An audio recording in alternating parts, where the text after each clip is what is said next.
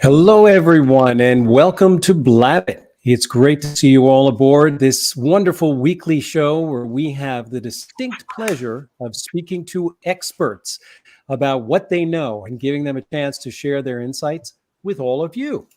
As always, Blabbit is sponsored by Open Doors, your communication platform for maximizing employee engagement. Hi, everybody. My name is Paul Geiger. I'm a New York City public speaking coach, and I work with individuals and organizations to make sure their messaging is clear and making sure that they're speaking that message with a sense of commitment. Speaking of commitment, there's my co-host for almost 2 years, Mr. Glenn Ingram. Glenn, for those who don't already know, tell them all about you. Hey, Paul, thank you. My name is Glenn Ingram. I've been working for the past 2 decades, learning how to listen better, so then I could talk better and share that with other people so that they can maybe influence people into purchasing products or services that they're offering. Listening to talk. Kind of interesting. Good morning, Dallas. How are you? I'm doing great, guys. How are you both doing today? Great, thanks. That's awesome. Great. Paul, I appreciate that you specified that you were a New York speaking coach. So everything outside of New York is a no-go? Forget about it. Forget about it. If you're in Jersey, forget about it. Right. Wait. What's the internet? Right. I love so that. Tell us a little bit about you, Dallas. Sure. Well, thank you again for having me. It's great to be on with you guys. So my name is Dallas Amsden, and I own Communicate to Succeed. I'm a speaker. I'm a host, a podcast host, and I am also a presentation trainer. I work a lot with corporate teams to help them with sales training, presentation training, running more effective meetings, and all things corporate communication like that. But where I really love to work is with entrepreneurs, and especially introverted entrepreneurs. Introvert entrepreneurs have bought into a lie that when they get on stage, they have to fake confidence or act like an extrovert. And so what I help them do with my training programs is I help them be their authentic self on stage so that they can leverage their introversion and actually connect with their audiences in a meaningful way. Mm-hmm. Well, you bring up an interesting concept, and that is the myth. And we all know that people, they believe what they tell themselves. And if someone who has been telling themselves, either they've been telling themselves, but it may have started as somebody else telling them or a feeling telling them that they're an introvert, how do you convince them that they can change? What does that conversation feel like in the beginning? Because the convincing, as Glenn and I talk about all the time, the persuasion is a very, very interesting balance. So just walk us through an example, a general scenario that you run into on a regular basis. Sure, absolutely. And one of the things, too, that I'll say right up front before I dive into that, because it's important to framing this answer, is what a true introvert is. So part of the myth of introversion is that introverts are shy and introverts are quiet and all of that. It's like it's been somewhat equated in our society that an introvert is shy. I'm actually an introvert. I am not shy. What the true definition of introversion versus extroversion is that an introvert doesn't get their energy from crowds. They get their energy from being alone, in solitude, by themselves, quiet time. The amount of times that my wife will say to me, hey, why don't you just get away and be alone for a few hours and recharge? Because that's where I get my energy, is in solitude, versus an extrovert. And I know a lot of extroverts that during 2020 and shelter in place and all of that, they were actually really suffering. I felt bad for a lot of my extrovert friends because they couldn't get positive energy because there was no crowds for them to. And it's not that they're purple people eaters, but that's where they feed, is in social situations. So one of the first things that an introvert has to believe, to your question there, is it has nothing to do with a shyness factor. It has everything to do with making sure that they're full and filled before they enter a social situation, because that's going to start to drain them. If they're already empty, they're going to feel really burnt out, really drained. And so one of the things that I talk to introverts about is introverts tend to have typically, not starting to stereotype here, but typically they tend to be more creative. They tend to be higher empathy. They tend to be more emotionally driven because they're internally focused. So one of the great things for introverted entrepreneurs, coaches, and consultants, they're passionate about what they do. And the moment that you get them speaking about their passion, you guys have seen it. When you've talked with an extrovert, they're, hey, I'm excited. And they're getting energy off the crowd. But when you get an introvert and you say, tell me about what you love, tell me about what you're most passionate about, you guys have seen that spark go off in their eyes. It's that fire that lights when they begin to talk about what they're bringing into the world, the vision that they have to help other people, what they're doing in their coaching, and they get super, when you see that fire, you go, that's it. How can we now take that fire that you feel and put it in a way that you can resonate with your audience, that you can resonate on stage or in a podcast, that you can create those magic moments that you feel introverted, that you feel inside of you? How can we take that and just angle it outside so that everyone else can feel your passion as well? And that's really one of the first things we do, is discover their passion and how to best bring that to the audience. So what that makes me think of is, I don't know if it's 20, 20, 60 or what the rule is. You probably have about 20% that are big extroverts, 20% that are big introverts. And then we have everybody in the middle, that their problem is, as I mentioned before, the 6 inches between their ears. Yeah. They get in their own head, and one-on-one, 1-on-3, they're great at talking.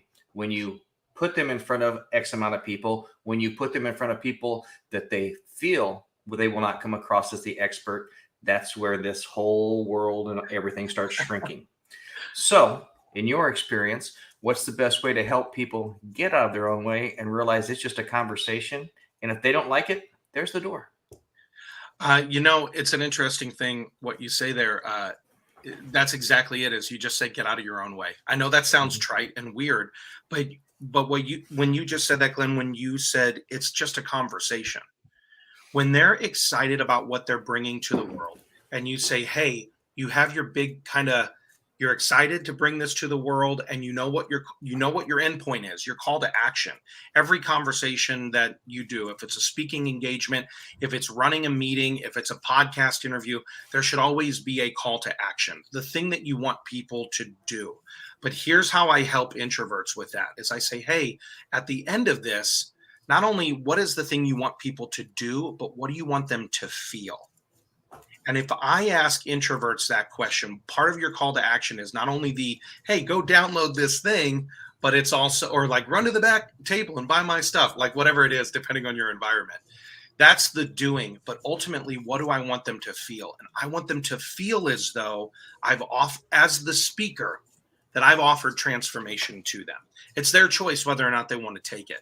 The moment I get introverts focused on offering transformation based out of their passion, rooted in their passion, when they start focusing purely on that transformation, the technique stuff, it goes away.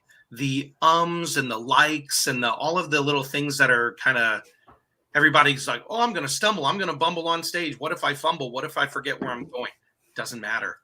It's totally okay if you keep your eye on the prize, which is, where do I want to take people in this arc, in this story, in this transformation, and what do I want them to ultimately feel? I want them to feel like, oh, change is possible. Oh, I could actually make a movement in my life. If I make a decision today, future me will thank present me for that decision. So I get them to think of, what's the transformation? What do you want people to feel? And then all of a sudden, all of the fears of the technique just start to naturally subside because they're focused on something greater.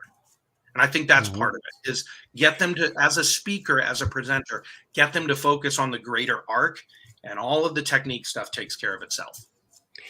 Well, I agree with motivation. I agree with having the proper motivation to take you to where you need to go. But I also recognize that in terms of public speaking, and all business communication is public speaking, you're just raising the stakes. So when the stakes are high, there are going to be certain forces that are at work. And just hoping, and I realize, you don't want to overwhelm people when they're in a situation of presenting. You don't want to give them too much to have to think about. You want a lot of it to simply be muscle memory. That's why working on this and working it out on a regular basis is so important. But there are forces that we have to recognize are always there. Because if I feel them every time I get up in front of a group or I present, then trust me, so does everyone else. And Absolutely. I tell people, no one is immune. No one is. They may look like they're immune to the forces that you're feeling that may be tripping you up, but nobody is immune. So you've got to recognize what those forces are. And then you've got to recognize what some of the physical things, not just mental, but some of the physical things are that you need to do to overcome some of those physical responses that we all experience. Yeah. So there's a couple of thoughts that come to mind when you talk about those forces. So yes, there's definitely internal forces. There's the things I can control and the things I can't control, right? So the internal things are, oh, I've got butterflies in my stomach. Oh, what do I do with the butterflies in my stomach? So here's what's crazy. I run this 8-week small group training for introverts to work on their keynotes, 5-minute, 15-minute, and 50-minute talks. And one of the first lessons we learn is, how do we take those butterflies and turn them into fireflies? How do we take the butterflies that are inside you and say, no, this is an opportunity for you to turn these into fireflies to illuminate the room? And the moment you start to think of, again, illuminating the room, the other thing too, guys, what's really intriguing for a lot of first-time speakers, newer speakers, people who don't swing the bat as often, as I like to say, for those people, when they get the chance and the opportunity to speak, they're feeling like, oh, my breath starts to come up a little bit into my chest. I'm getting those butterflies in my stomach. I might be getting tingly or lightheaded. Oh no, I need my notes in front of me, like all of the stuff. So then we say, okay, what can we do to actually fit, to bring to peace that inner world? And what's really crazy about it is, if we understand that nerves, our body is responding to what we think is nervousness, but actually the physiological things that are happening in your body between nervous and excited are like 2 degrees, maybe 1 degree.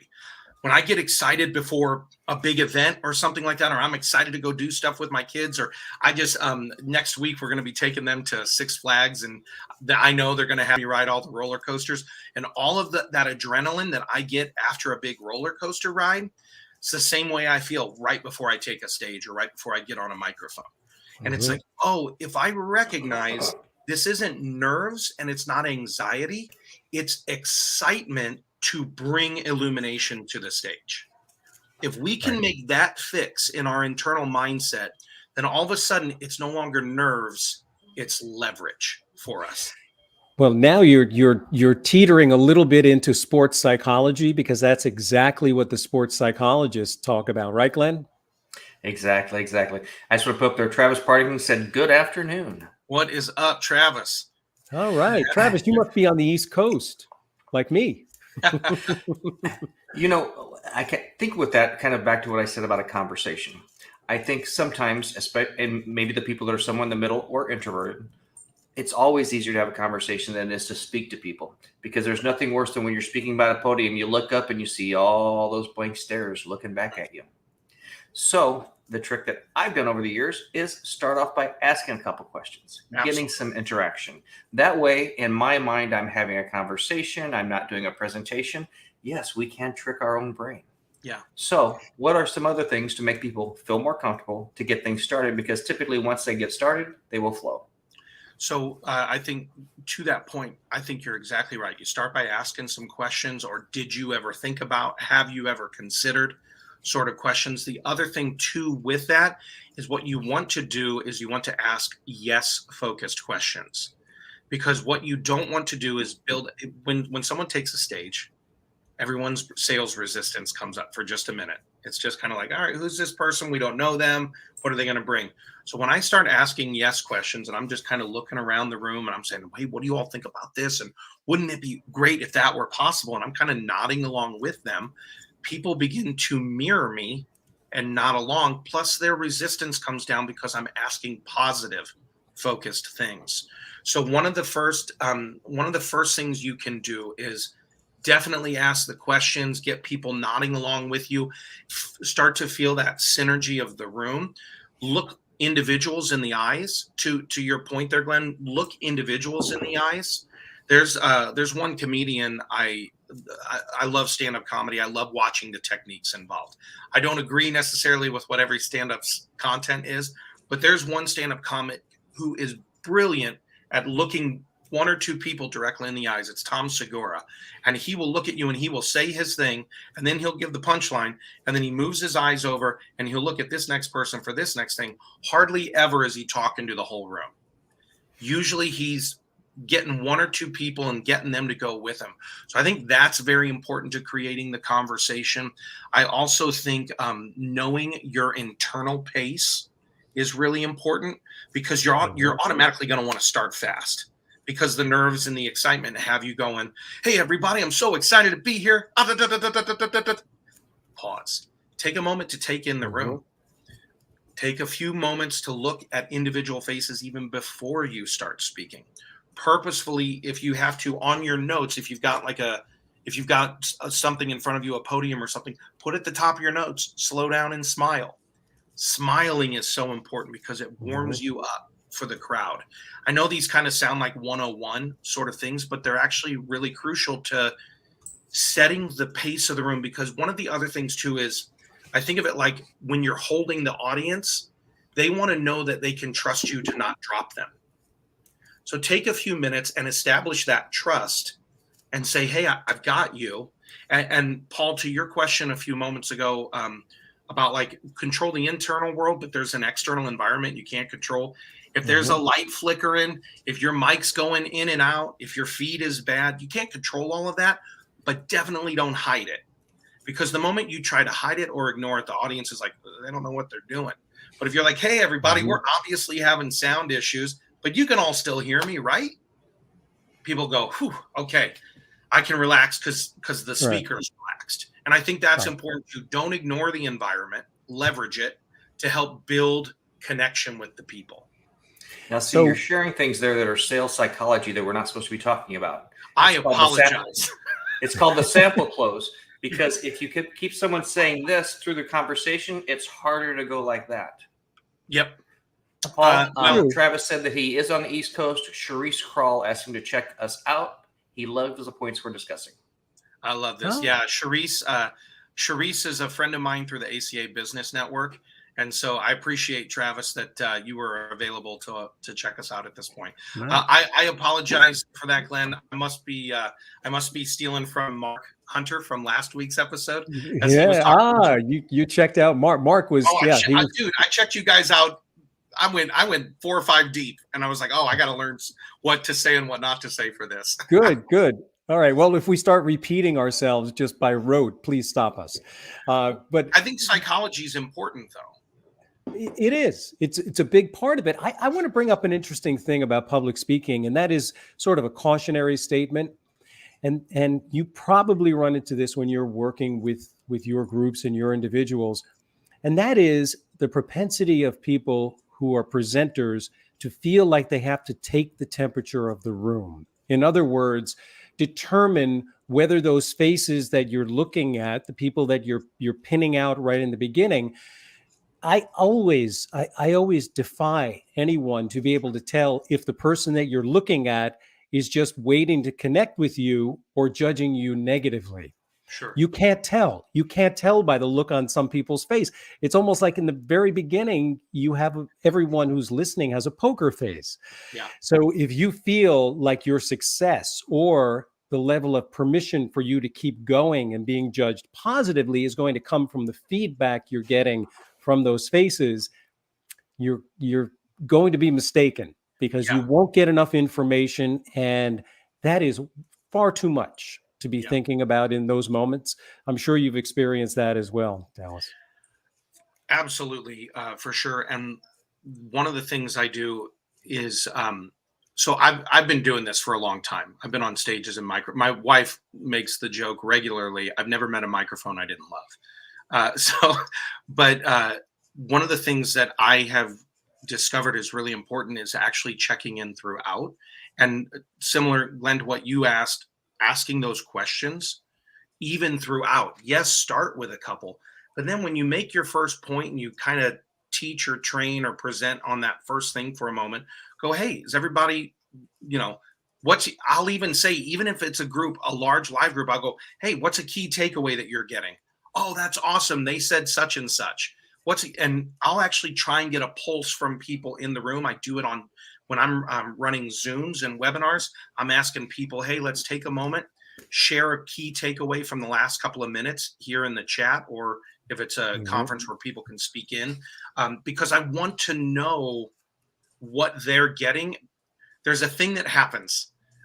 There's like 6 things that can happen in communication. So for the speaker, there's 3 things. And for the listener, for the audience, there's 3 things. 1, what I want to say. 2, what I actually say. And 3, what I thought I said. And then over here on the listeners, it's what they actually heard, what they wanted to hear, and what they thought they heard. So it's very easy. And this is where everybody, if you're listening, don't get fearful here. It's very easy for all of that to get mixed up into this big old noodle bowl of communication, and people don't know what to walk away with. That's why multiple closings are a bad idea. That's why if you go throughout though and you say, what's your takeaway, and they give it to you, you can help shape it right then, or you can affirm they've heard what you've said. And so I think it's very important to keep the conversation going in those types of environments. Well, it's important when you're doing a presentation, especially if we're talking about that 50-minute presentation, to keep in mind that's kind of like eating an elephant. You have to do it one bite at a time. Yeah. I mean, our average attention span there is like 7 to 10 minutes. Yep. So if you're not breaking it up, having a second, let them decompress. Let's go on to the next thing. Their eyes are going to glaze over, even if they're trying to pay attention, and they're going to miss it because our brain's going to go somewhere else. Yeah. So I think it's important, and I'd like to ask each of you guys, how do we kind of tell people, one thing that drives me crazy is I see a PowerPoint presentation and I see a book up there. Then I tell people when they engage their eyes, their ears shut off, stop that. And how can you have A, B, C, D equals Z? Here we go. We have nice bite-sized information, an opening, a closing, and before you know it, that 50 minutes is over. Well, I'll tell you what Dallas brought up before, the idea of I have to have my notes to be grounded. So a lot of people feel I have to have my slides to be grounded. And when I tell people, you're actually in competition with your slides. Yeah. You're the storyteller. So I'm sure that if you haven't already heard this rule, you will hear it many, many times in its sort of presentation 101, and that's the 10, 20, 30 rule. Just 10 slides, 20 minutes, nothing smaller than 30 point. So therefore you can't have a book up there on the slides. And then a next level presenting is, don't let your slides lead you. Yeah. You lead your slides. In other words, never use the phrase, and what we have on our next slide is, that's you being led by the nose by your slides. Yeah. So always have either a rhetorical question or make a bold statement that whatever information is on that slide for 5 seconds will help to enforce what the answer is and move you forward. Yep. I agree, Glenn. I really have nothing further to add to that. Less is more on that. And usually from my slides, it's one big point, one big statement. If I need to make 3 points out of it, they're bullet points at best. And I don't change the background image in between those bullet points. That's just a pure technique thing. If I'm talking about, if I'm talking about butterflies in your stomach, the image in the background would be butterflies, and it would be turn the butterflies into fireflies. And then it would be point number one would be leverage your energy, realize its excitement. Those might be the two sub points, but the background image of butterflies would never change, because when that happens too, people's eyes have to readjust for a moment as well. So that's just a pure technique thing, is use less imagery and less words all the way around. And I absolutely, Paul, what you just said about don't be led, and the next slide is, because the other thing you just said to everybody is follow that, not me. Yes, exactly. And you are the storyteller when you're presenting. Now, what about the concept of the rule of three? This is something that has come up several times on Blabbit episodes. And really what it refers to is just people's capacity to be able to process information. And you brought up a very important idea, very important concept, the idea of takeaways. How much do you expect people to be able to take away? And what is it? What is the quality and texture of the takeaway that you want people to have? Yeah. And the rule of three is basically don't try to unpack more than 3 buckets, baby. Yeah. You will not have pleased your listeners at all. The rule of 3 is don't give me 2 options because you're shortchanging me, and don't give me 4 because you're overwhelming me. Right. So the rule of 3 is really the sweet spot. I have found it really is the sweet spot. I don't know what the psychology is on that, but it just seems to work. I think it might have to do. So my dad was a pastor for years. My brother is a pastor. So the homiletics of 3 points, the 3-point sermon, that's just been trained and ingrained. And so I don't know if it's a chicken and the egg thing, where it was like that was such a part of society, because we were an auditory society for so long before being a visual society, that maybe that's just the way it got ingrained, or if it has something further to do with psychology. I actually will probably be Googling that later this evening just to learn a little bit more. But here is the exception to the rule. Every now and again, somebody has like a acronym. I love acronyms when I'm doing a training. So like if I were to say to you guys the acronym FOCUS, follow one course until successful. You guys are aware of that. But like I teach on how to run clear, powerful meetings. I have a training on how to do that. And it's CLEAR, 5 points. But when I'm teaching it, I'm constantly reiterating it. I'll say, all right, everybody, we've got 5 points. I'm going to give them all to you now. And then I'm going to teach on each one. And after each one, I'll say, what was C? And I get everybody to say it back. Control the clock. And what was L? Load the agenda. Great. Let's talk about E. And then I go, what was C? What was L? What was E? So I'm helping them through repetition, that spaced repetition learning, if it's ever more than 3 points. But I never want to give more than one call to action. I want them to do one thing, and I want them to feel one thing. But it's the same thing. Like, oh, I felt like I got something out of this. I walked away feeling like I really learned some stuff. What did you learn? I learned that I need to go download this or do that thing. Like I want them to walk away with the call to action. And again, that's a little salesy. It kind of depends on the focus of your talk, I guess, right, guys? Like, hey, I got hired to do an inspirational talk. Well, then I'm gonna if I'm not told to sell anything at the end or give away something, then I'm just going to make sure you walk away with those 3 great points and the one action step you can take this week to change your life. If I'm told to sell, that's a little bit different. If I'm teaching in a class and I actually have to convey information more than inspiration, then I have to get a little more granular. So I think it kind of focuses on, or it kind of determines on what your focus of the talk is a lot of times. Well, and I've been trying to tell people this for years. If you are trying to sell something, the odds of someone buying increase exponentially by asking them to buy. Yeah. Oh, yeah. Yeah. Right. I mean, I'm not as good looking as Paul. I didn't get dates without having to ask someone to go out with me. Right. It's true. I flat out looked at my wife and said, hey, just so you know, I'm going to be pursuing you. So she doesn't have to worry. She doesn't have to think about who that guy is standing behind her. Right. Yeah. Well, I wasn't like in the bushes. Yeah. binoculars. I wasn't doing that. Surveillance. Yes. Okay, so I'm sorry, Paul. No. So back to what we were talking about with presentations.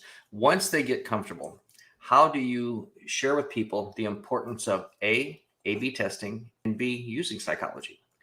And I say this because we work on websites and we use the rule of three. And it's interesting that when you're doing testing, you can change a background behind one, and all of a sudden that one will get clicked on more than the other ones, even though sometimes it may be low, medium price. So testing different things of psychology to see what people relate to and what they buy from, and then accentuating the positives and testing something else maybe that didn't work.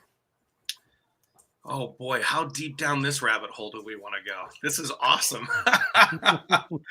Okay, there's a couple of things that come to mind with that. Number one, I mentioned stand-up comedy earlier. I do occasionally do that. I get hired to do corporate comedy every now and again.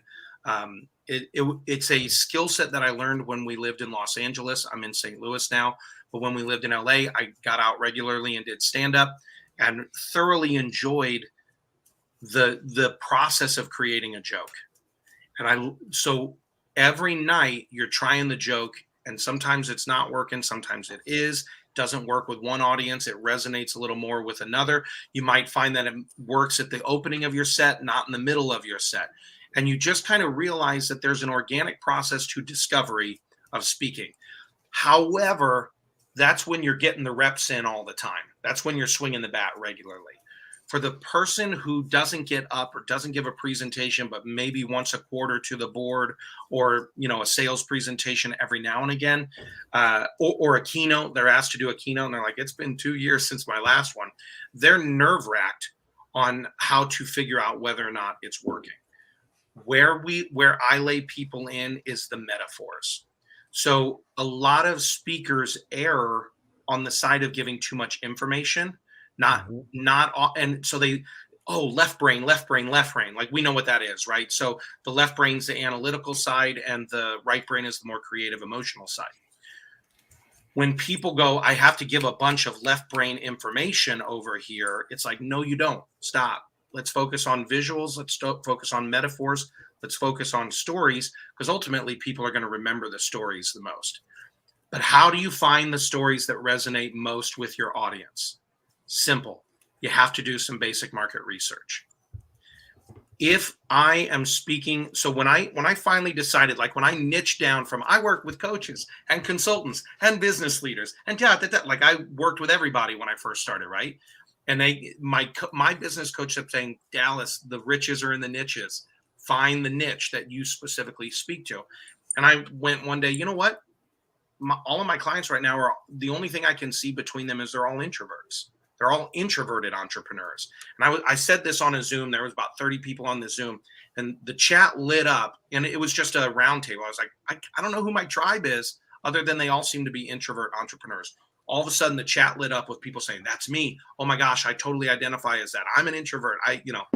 So then I started doing marketing research of what actually speaks to introverts. In my marketing, I was using a ton of extroverted language. I was using things like powerful rather than confident, on fire rather than passionate. So in some basic market research, I had about 8 to 10 questions that I found about 20 to 25 people that I knew had identified as introverts. I said, hey, can I get 10 minutes on the call to ask you these things? And they started speaking back to me the language and the metaphors that resonated most. And so then when I got like 10 of those people interviewed, I said, hey, other people said this. Does that resonate with you? And they'd say, yeah, it does. Yeah, it does. So then I started crafting my talks specifically around the language that my tribe had given me through marketing research. And so if you don't get an opportunity to speak regularly, to get up on open mics and swing the bat regularly, to talk every week at your chapter or your work or whatever, you have to find out, who do I want to serve? This is really important for coaches and consultants. Who do I want to serve? But how do they want to be served? And then I'm going to craft my talks around the language that resonates with them on an emotional level. If I may, Paul, let's repeat that again. People remember stories. They don't remember the details. They don't remember the facts.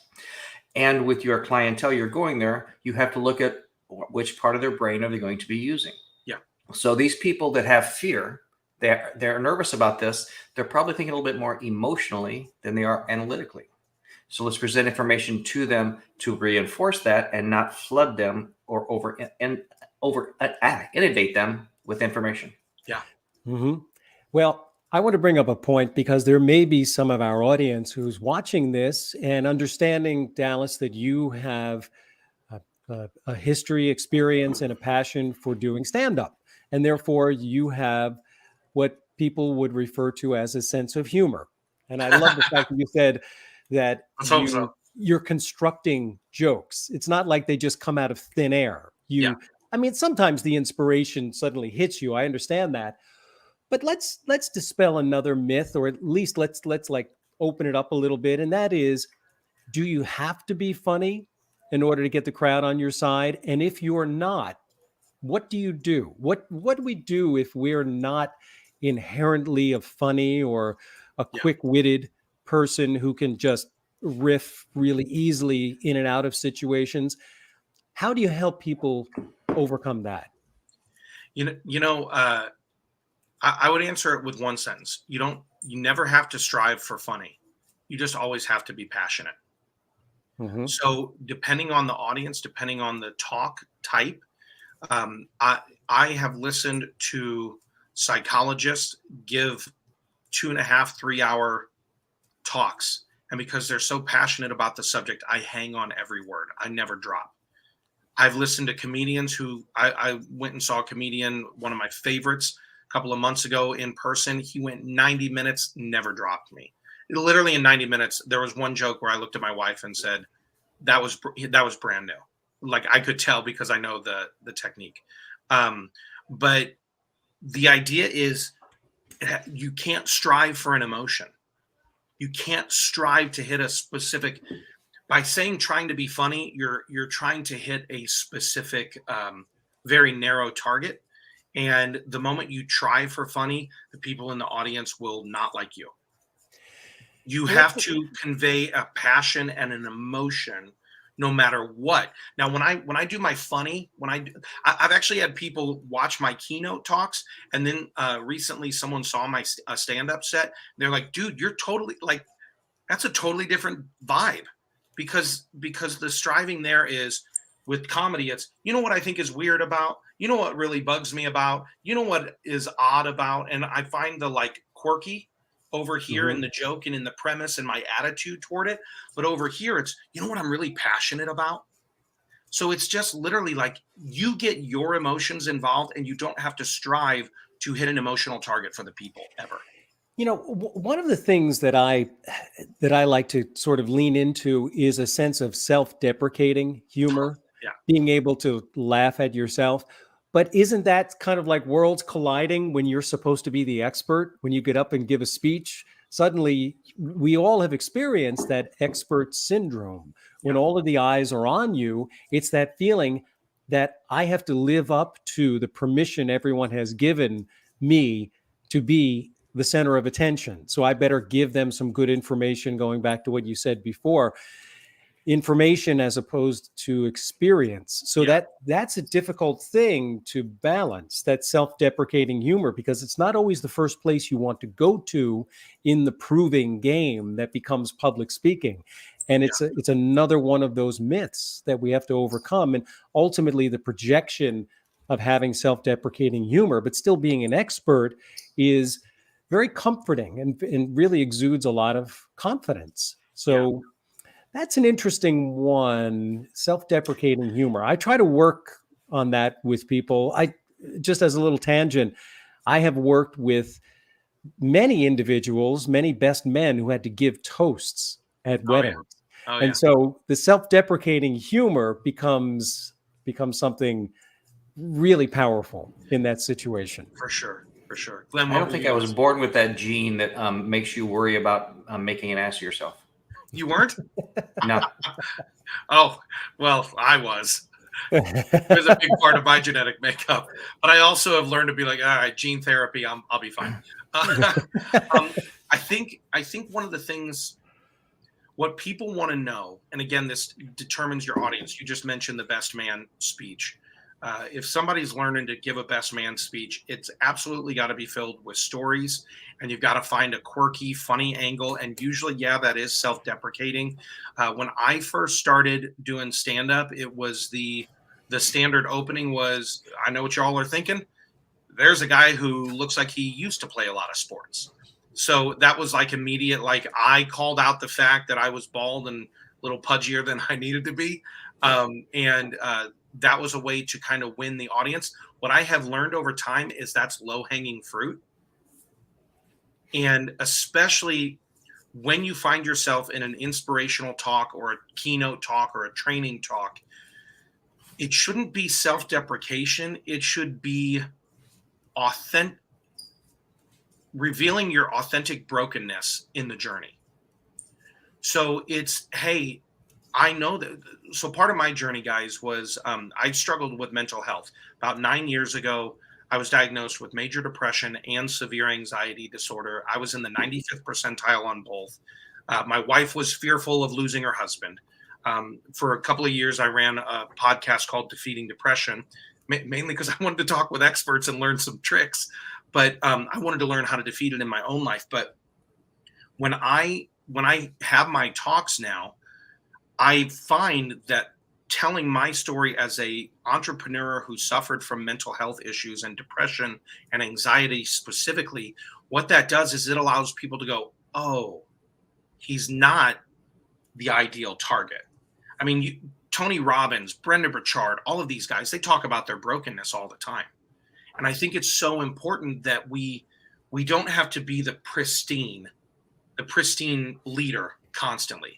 I think what people want is they want authenticity, they want compassion, they want empathy, and they want to know, hey, I know your pain because I've sat in that pain too. Well, I mean, that was the whole constant message. I don't know, Paul, if you ever went to those success seminars they had back in the 90s and stuff like this, where you'd have Lou Holtz, Zig Ziglar, all these people come up and talk, and all of them, how they failed, struck gold and took off. They just didn't give up. Yeah. And I think the one thing that I'm catching from this, and I want to tell me what you think about this too, Paul, is it doesn't matter if we're talking about sales, if we're talking about presenting, if we're talking about comedy, any of these things we're talking about, it seems like the common thread is if you can tell a story, you're better at any of these. And I say this because I remember one time I went to watch Seinfeld live on stage, and the guy that opened for him was one of his writers. And as he was finished, my head was just going like this. He wrote this part of this episode and this episode because you could see his techniques. Yeah. And the best part about him was, he used the entire thing to tell one story. There was a piece of it here, then he would go off on a tangent, a piece of it here, off on a tangent, and it was this closing. And, the first part was we talked about, grocery store dividers. Now people get so nervous if my groceries are going to touch your groceries as grocery store dividers.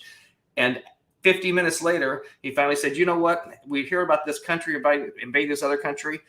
I don't know why we still have this today. Can't we just buy 2 million grocery store dividers and they won't cross? But I mean, he built it up and delivered at the end. Yeah. So, I mean, storytelling across any medium is going to be what really sets you apart from everybody else when you are talking. Yeah. Well, that's a big deal. It's a big deal in this age, as you brought up earlier in this episode, Glenn, attention spans being what they are. Engagement is a huge thing. And you spoke earlier, Dallas, about we're more of a visual society now than an audio society. And the fact that people want to see movement and how important video is these days. And obviously, if we're doing things online, it's really the only way that we get things across. But that level of engagement, it's definitely old school when it comes to storytelling. Just as 3,000 years ago, they told stories, and we have not changed all that much. And by the way, speaking of not changing all that much, that public speaking fear, that anxiety, what happens to us physically is definitely part of that primitive brain, because it's that fear, flight, or freeze. Yeah, it's the total emotion. takeover of the limbic system. Right. It doesn't, it just fires that much quicker than the logical part of the brain. Yeah. And we've got to be able to do something. So yes, we are we are old school, though we tend to claim we're innovative. Well, that's why. So it's mythic structure. Joseph Campbell talked about this. It's the mythic structure of the hero's quest, the hero's journey. And one of the things that I always try and convey to my clients and the people who work with me is, let's find this quest. So I'll use Star Wars as an example. Luke, because a lot of people know that story. Luke Skywalker. He gets these droids, and one of them has this message: "Help me, Obi-Wan Kenobi." But he was miserable on his farm, right? He's miserable over here on his farm, and he wants to be a pilot. And so he meets Obi-Wan Kenobi, who says, "You have to go with me and face the Empire." And eventually he goes on this journey, and he meets allies along the way, and he overcomes stuff, and he learns new things. And so there's this outer quest of defeat the Empire, but along the way he goes from farm boy to master Jedi. So there's an internal transformation that occurs as well. So outer journey is the quest, inner journey is the hero's story, the hero's transformation.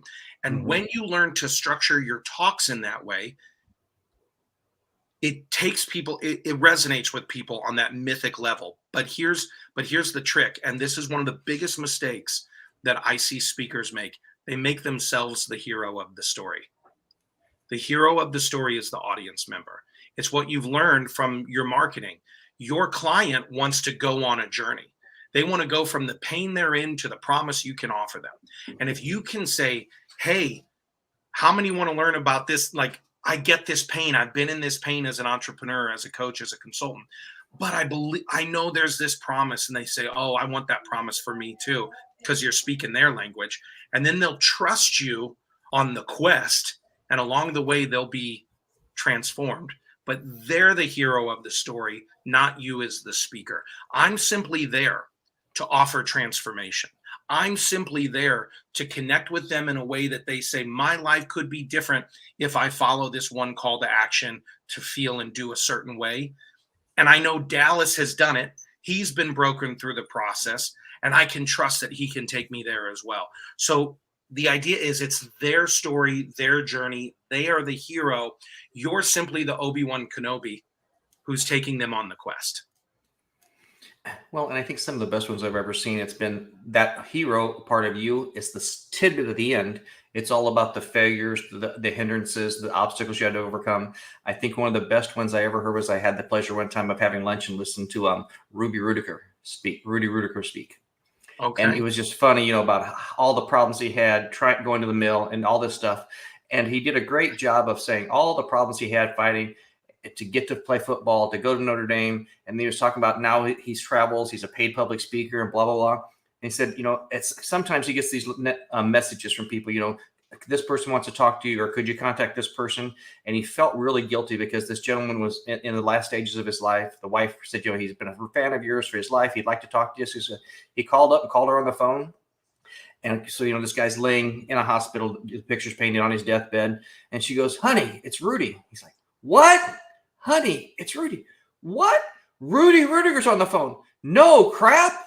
And so he talks to the guy for a few minutes. So it's those little things that kind of build up to, yeah, I did something great, but I had all this uphill climb to get there. Right. That's the hero's journey. It's pain, struggle. It's the 12 struggles of Hercules, the 12 trials of Hercules. It's Prometheus pushing, stole the fire. It's Sisyphus with the rock. I mean, it's up, battle. Boom. The transformation moment occurs. So you're saying, just in simple terms, it's, I went through this, I made this change. I recognize this need for change. And this is something you can do too. Yeah. If I can do it, anyone can do it. Right. There's that self-deprecating humor. Yeah. Well, and, we go back to that sales psychology. You guys have talked about the feel, felt, found. I know how you feel because I felt the same way, but here's what I found. And then they go with you on that journey. I mean, it's right. As weird as it is, great sales is great storytelling. I know that Mark last week had talked about those powerful questions that you can ask, and you do that in a sales conversation. Hopefully you've done that in your research before a talk, the questions to ask, so that when you get in front of people, it feels like, did I just get sold? And they haven't. but the psychology is very similar because it's the story of transformation. That's what all of us ultimately want. That's what we want through religion. That's what we want in our professions, in our relationships. I don't want to be in the same place with my kids and my wife that I was 5 years ago. I don't want to be in my business, and I want constant transformation. And I think that's so important. It lowers the nerves for the speaker to think, I feel this way, I felt this way, and here's what I found. I'm excited to get up and offer this transformation to you. So internally, I'm excited rather than nervous. I'm leveraging my limbic system for something good. I don't have to worry about stumbling and bumbling and fumbling through it all because I'm so excited about offering you, the audience, transformation so you can be the hero of your own story. And ultimately, I think that's what communication, public communication, and presentations are all about. I think we all have to take this on a mission that we have to introduce this to our country. Not, I believe this, so you're stupid, or you believe this, so you're stupid. I hear what you're saying. I felt the same way. Here's my opinion to see if we can't come together like you do at a sales call instead of being divisive. It's let's get on the same side of the table and attack the problem together, right? It's the same way with a talk. It's, hey, we're on the same side of this table. Let's go at it together. Okay, so let's have a little bit of the proving ground here, Dallas. Oh gosh, you talk about failures, and Glenn and I have been doing this for about 2 years. Not to say that Blabbit is a failure, but we've been talking about the failures we've had in our lives that eventually lead to some level of success. So, what was one of the biggest, moments you've ever had on stage? What? Oh, on stage? Oh. Yeah, when you got up, either stand up or giving a speech. Probably stand up can be pretty darn harsh. So I'm sure you have an experience that you can share with us. In the early days, I was performing in the back of a pool hall with a TV behind me with the Dodgers baseball game on. People were playing in pool in front of me, looking over me to watch the baseball game. I'm like, so where is everybody from? So like, I definitely have had those just catastrophes. But one of the first times I ever got up, I just was like, you know what? There's a competition. There was a stand-up competition. I was like, let's go. And there was a gentleman who was pretty well known. He was the host of the competition, Lavelle Crawford. And I got up, did my 4 minutes. It was one story, and it had some punchlines in it, but it was crickets the entire time except for one punchline. Like one thing got a laugh in that whole thing. And afterward, he said, Lavelle comes up to me, he goes, and for those of you who don't know, he's I don't know, 6'2". He's probably a 400-pound, just big old black guy, shaved head, and he's got a voice that's all the way up here. It's like this really soprano-ish type of voice, so you don't expect it coming out of this big dude.